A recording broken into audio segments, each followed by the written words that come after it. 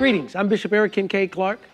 Today's Megabyte comes to us from 2 Kings chapter 4, and it picks up again in 2 Kings chapter 8. It's the story of a widow woman, or actually a woman. She was not a widow at the time, but she built a little room in her house for the prophet of God. And when she was barren, the prophet prayed, and God allowed her and her husband to have a baby.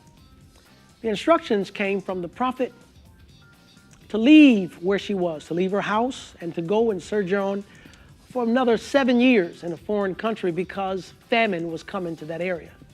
And it happened just like the prophet said. But he told her at the end of the famine, come back. She did what the prophet said. And when she came back, she had an encounter with the king. And the king was talking to one of the servants of the man of God who testified of a particular woman that built a room on her house. When she was barren, the prophet prophesied and said that she would have a child, and the child was born. And when the child died, the prophet raised the child from the dead. Well, the king was spending the day listening to the different matters of the people in his kingdom, and the person that came to see him that day was that very woman that the king had heard the testimony of. He was completely enraptured and blown away, excited that this woman would be present while he's hearing the story of her testimony. At the end of hearing the story and the encounter with the woman, he asked, how could he help her? She said, well, for the last 7 years, I've been out of town.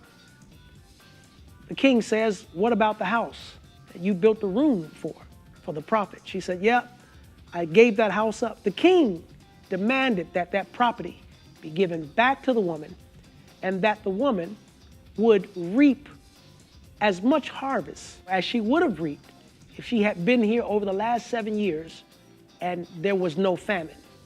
In other words, let's pay her back with back pay. No one can stop your harvest. Not famine, not haters. Even if bad things happen and you find yourself out of sorts for 7 years, when you have a good seed in the ground, the good seed of serving God, the good seed of serving the man of God, the good seed of walking in faith, the good seed of, as this woman exemplified, obedience, no one can stop your harvest. Read it for yourself. 2 Kings chapter 4, as well as 2 Kings chapter 8. She got payback with back pay. I'm Bishop Eric Kincaid Clark, and this has been your Megabyte.